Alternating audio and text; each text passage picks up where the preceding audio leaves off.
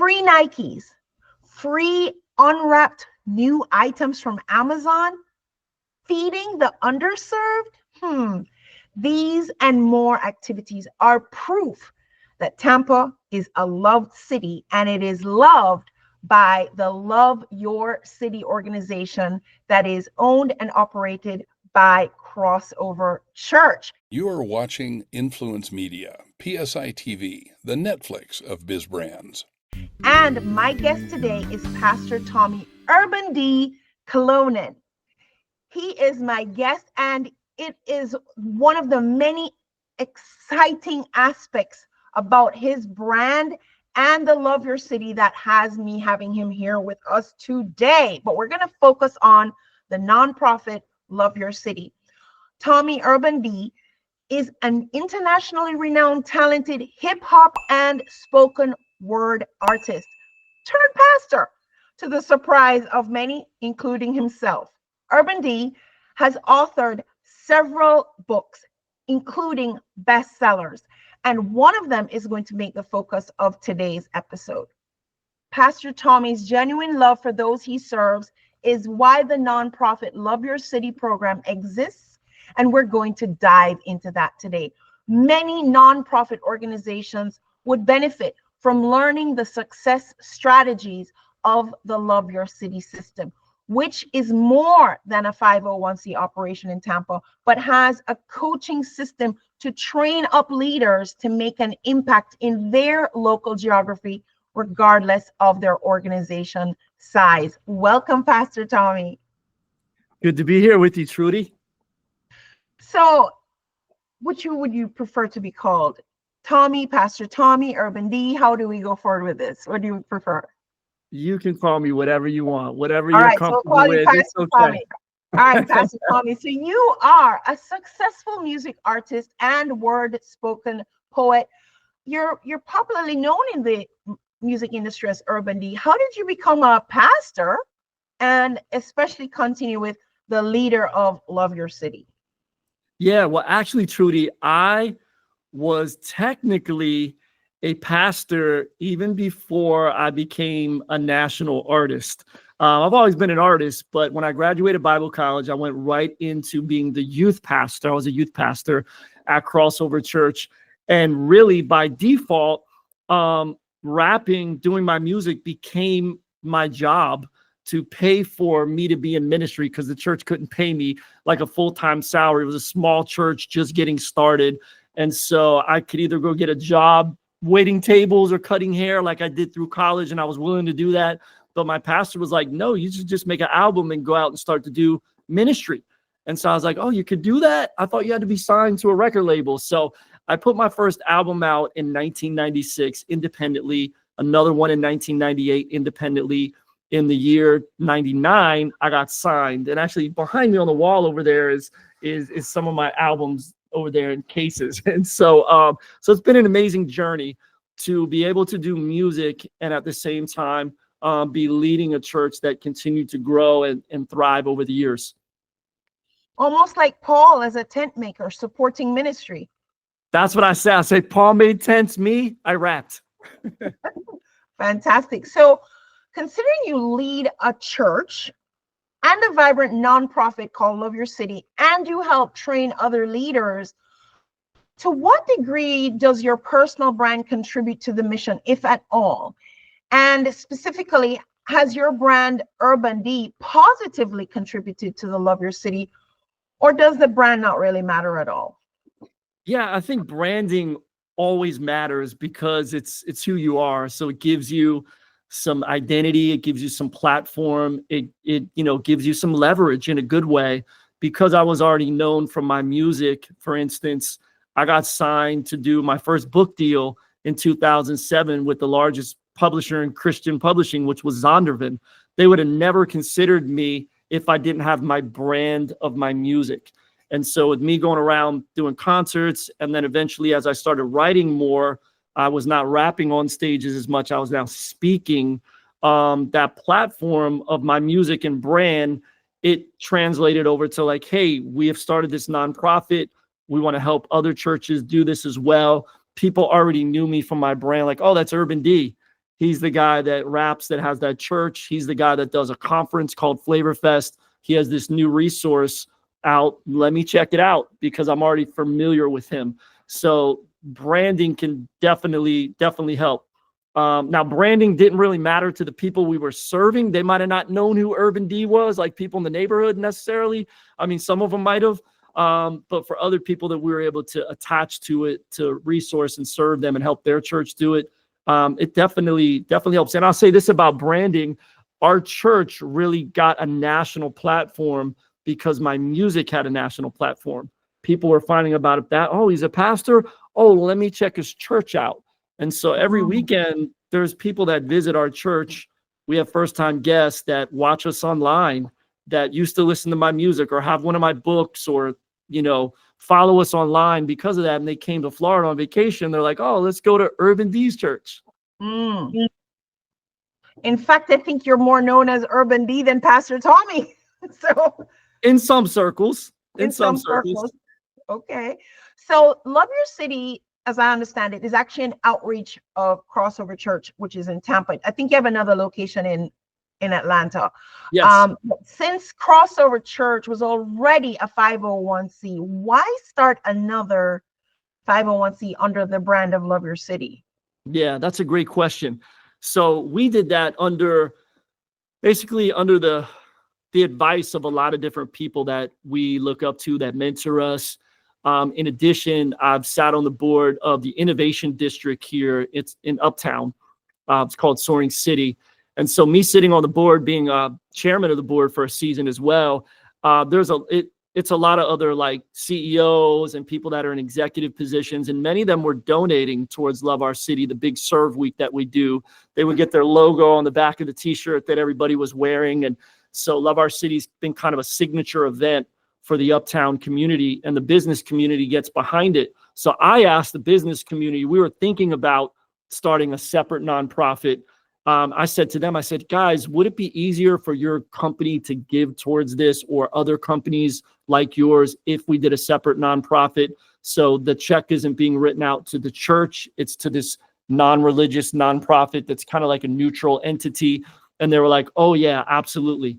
Because there's some corporations that have it written in their bylaws, they're not allowed to give to a church. And the reason a lot of times they do that is to protect themselves, because they have a lot of employees that go to different churches, and one comes, hey, can you give towards my church program that we're doing, blah, blah, blah, blah, blah. And if they do, then everybody else gets in line. Like, oh, you gave to so-and-so's church, you didn't give to mine. Yeah, so there's a lot of different things in the mix of why it was just more advantageous for us to start that additional nonprofit. And we've been able to get some other funding streams through that we wouldn't necessarily be able to get through the church. But it is under the umbrella of the church. They office here. Lily's the one that runs it from our staff.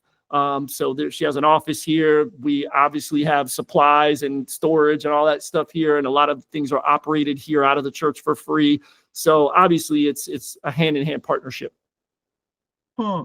So for full disclosure, I'm also a member of Crossover Church Tampa, and I personally— A recent member. We're happy to have you. A recent member, yes.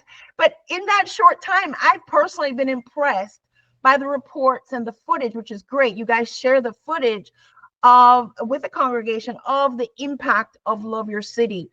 And many of the volunteers I observed were actually recruited from the church organization. So explain, you kind of did a little bit, but just explain a little bit more of the relationship between the church and Love Your City as far as strategies, considering other churches could possibly model this strategy. Sure. Yeah, Love Our City is like our outreach arm. It's our outreach brand of the church. So everything kind of goes under that umbrella. And so we regularly, like you said, in services, will show a highlight video celebrating the outreach that our church was able to do, people that we were able to touch and reach. People are able to see themselves in videos or people they know and feel like, oh, that's awesome. I want to be involved in the next one. So it really is contagious, and it, inspires people to serve and to be generous and also to see what their church is doing as they're donating and giving towards the church. Like, hey, here's the fruit of what you guys are giving towards. And, this is good soil to plant your seed in. And so we doing outreach monthly. There's at least 1 to 3 outreaches every single month that we're doing. You talked about it in the intro. One of the things we do monthly now is we do an Amazon store. We have a tractor trailer full of Amazon pallets that comes full of Amazon boxes, everything you could imagine that people order on Amazon, and it's in those boxes. And then we set up our gymnasium as a store where everything is free 99. It's free. And families get to just come and pick out several items. And a lot of times we serve lunch, and we have a host that shops with them, that talks with them, and we're able to, sometimes people get prayed for. We give them an invite to church. And there's been some families that have started coming to the church through that. And there's just been a lot of families we've been able to touch and just bless them and help meet needs. And that's what we love to do. It's part of our DNA. We have 7 core values at the church. One of the core values is we're generous and we love our city. And so through the Love Our City outreach arm, that's the way that we really live out that core value at Crossover. Now, a lot of churches will focus on international mission and ministry. I truly love that you are very active in the local geography of Tampa, where your church is set. But considering the model that you have put here, there are lots of nonprofits or even churches that are struggling with, how do they execute getting volunteers or all of that. And I'm thinking that I believe you have a modeling coaching package. Tell us about the coaching packages. Yeah, we created, it's really like a box kit. It's a leader's kit. And it's the same size as this box. So it's a really cool box. This was a box I did for pastors. It's called the Innovative Church Network, but it's a similar size box to this. And it has in it a leader's guide, showing leaders like all the nuts and bolts of Love Our City. Like if you were going to do it in your church, in your community, how would you put that together? How would you put the projects together, raise the money, gather the volunteers, train the volunteers, like do the follow-up afterwards? Like, how do you do all those things? We put that together in a leader's guide. There's a thumb drive that comes in there, has about 15 gigs worth of information on it, anywhere from all the artwork that you can download, and it's a license to use it for t-shirts, graphics, whatever.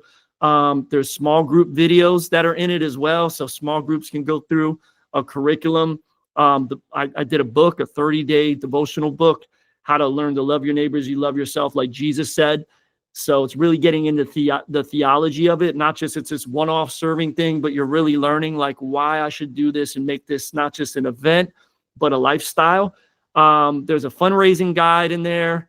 There's, what else is there? There's a message series that's in there. There's a project template in there. There's just a number of resources. In a nutshell, when they get one of these coaching packages, and I notice there are different levels of them, they actually get to repeat the Love Your City, but could they also, it should work if they wanted to call their own program something else, right? Oh, absolutely. You don't have to call it Love Our City. A lot of people have called it different things. Yeah, but you're taking the concept of it, and it works in any context. We've had churches that have done it in small towns and rural areas, some in suburban areas, some in urban areas. You really take the concept and you pick out what are the kind of projects we could do on a big serve week that would reach our community. What are the needs in our community? So you kind of just, what we do is we on a whiteboard put who are all the demographics that live within a 3 to 5 mile radius of my church. And so for us, at Crossover in Tampa, USF's down the street. So we have college students, we have business people, we have young families, we have people in poverty, we have homeless people, we have immigrants, we have seniors in nursing homes, we have police officers, firefighters, teachers. There's all these different demographics. And then we connect projects to say, how can we reach each one of those people groups and show them the love of Jesus? Because if we say we want to love our city, we want to love all of our city. And who is included in that? We want to try to include as many people as possible. And then the one thing we do is we just invite those people. There's an invite in there, no strings attached, but hey, we're having a big Love Our City party. It's on Easter Sunday if you want to come to Crossover. And we literally have hundreds of people that will come to our Easter service because they were touched during the Love Our City week. And we see lots of people that, start a relationship with Christ and get plugged in, and just, it's been a lot of amazing stories.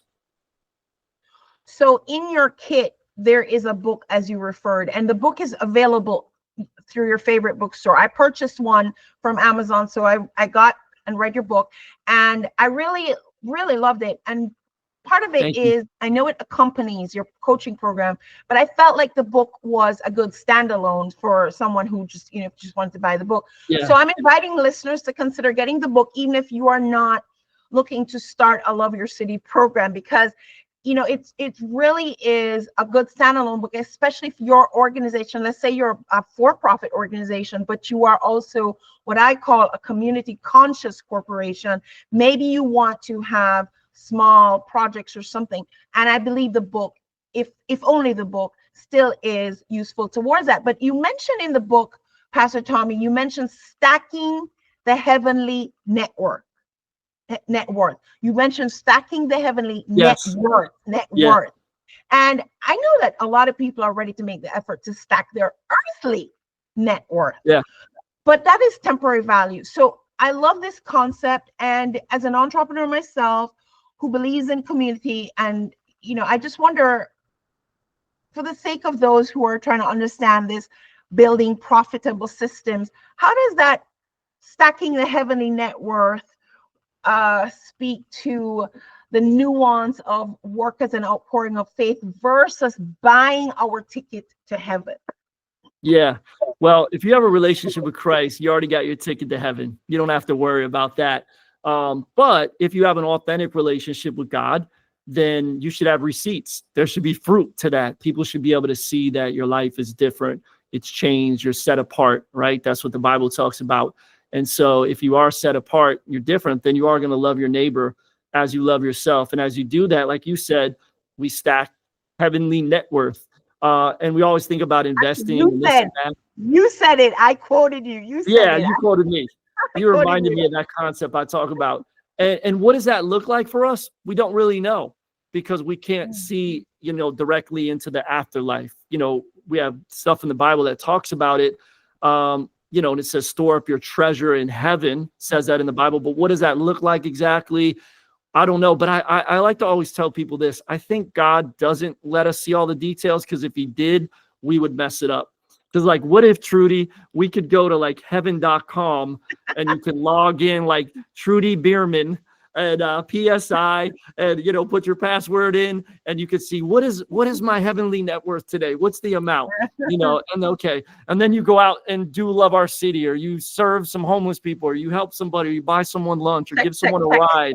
And then you go back in and log in later. Oh, look, my house, I just got another garage added onto it and another bedroom added. Man, I got to go out tomorrow and do some more.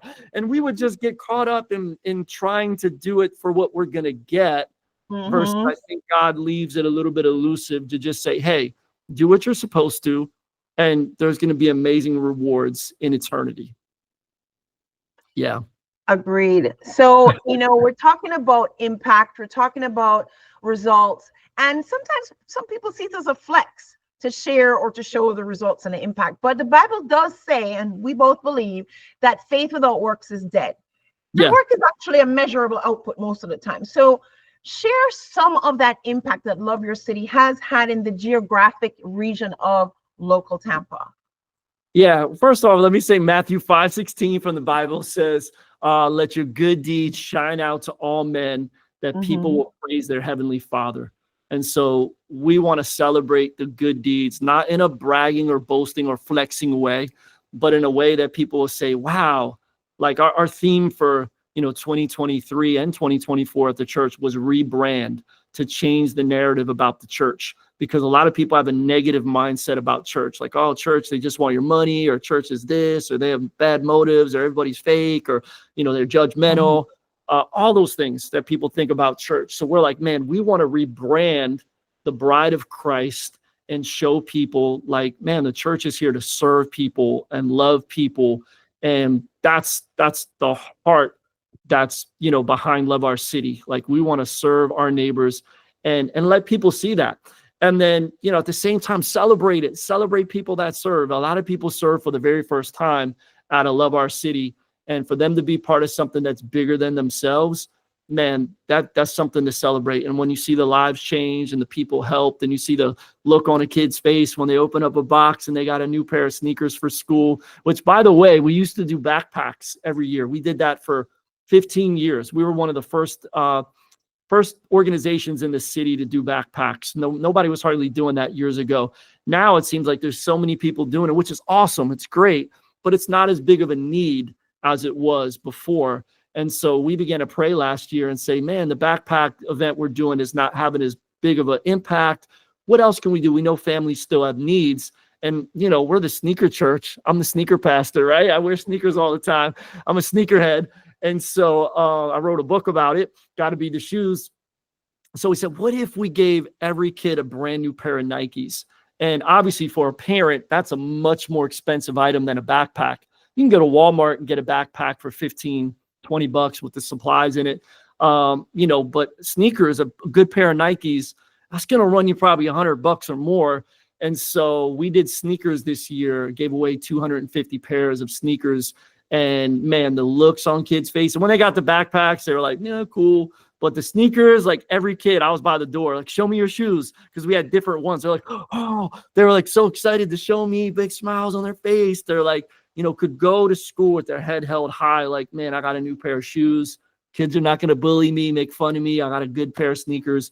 And so such a blessing it was to so many kids and families, you know, to take that weight off of a parent of like, oh man, I got 3 kids. This is going to be like $300, $400 to get them a good pair of shoes. And so we're excited to continue to do that and build on it. We're planning on doing at least double the amount of shoes, maybe triple, quadruple this year.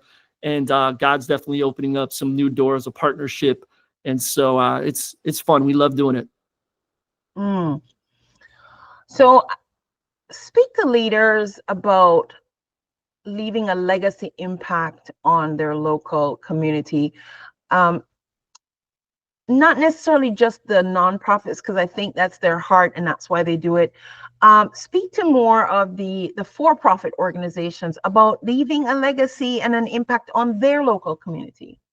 Yeah, I would challenge you, if you are a for-profit leader, you have a company, a business, if you're an entrepreneur that has a startup that's starting to do really well, you need to think about like, what is your reputation going to be in the community beyond just with the item or the service or the thing that you do?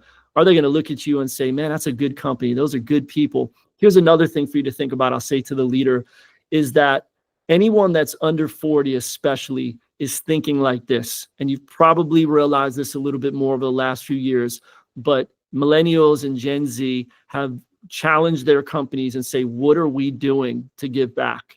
What are we doing for our community? And a lot of that generation, they're into community activism, giving back, diversity, all those things. They want to see their company, like not everybody just stacking profit, but how are we giving back and serving? And so if, you know, you get involved in something like a Love Our City, there's been several businesses and organizations that we've partnered with, and they might give us a donation of a certain amount. And then we say, hey, why don't you bring a team of 50 people? You just made a donation. You can bring a team of 50 people, your employees, to come and serve with us on a project that's 60 to 90 minutes. Everyone gets a free t-shirt. It's a team building opportunity. And you know what? Those companies are like, oh my goodness, this is great. We've been trying to figure out what we're going to do to build our team, and people have been asking to give back and do stuff. And, you know, so find, if, you know, if it's not a Love Our City in your community, you're watching this, find some kind of nonprofit that you can partner with to give back. There's great nonprofits in every city that are doing good work, and you can link arms with them and you can help support what they're doing. And it's also going to boost the morale and build the team, you know, teamwork amongst your employees. It's a win-win. And that's why I asked you to speak to it, because you're right. The younger, the under 30s especially, are definitely, this is their mindset. But a lot of organizations are owned by the older. In fact, the SBA says they're 35 and older. And so that generation is not necessarily immediately occurring to them, but they aren't necessarily listening to their younger employees either. And so they're having that traction, but they'll listen to another leader. So that's why I asked you to speak directly to that. So Pastor Tommy, is there anything else you'd like to share? Well, thank you for having me on here. And if you guys ever come down to Florida and you are in Tampa, you guys can come by and see us at Crossover Church. If you want to come serve with us at an event, you can go to loveourcity.info and check out all the stuff that we are doing in the community. And Trudy, thank you for having me. Glad you're part of the family now. So once again, ladies and gentlemen, thank you very much, Pastor Tommy Kalonen, for being my guest today. And go and check out the book. And if you are in an organization and you're looking to start something like Love Your City or a franchise type experience of Love Your City, then head over to loveourcitybook.com and get yourself one of the coaching packages and connect with the Love Your City program and do amazing things as a community conscious corporation in your local footprint. Trudy Behrman here. Thank you so much for joining us here on PSI TV. Thank you.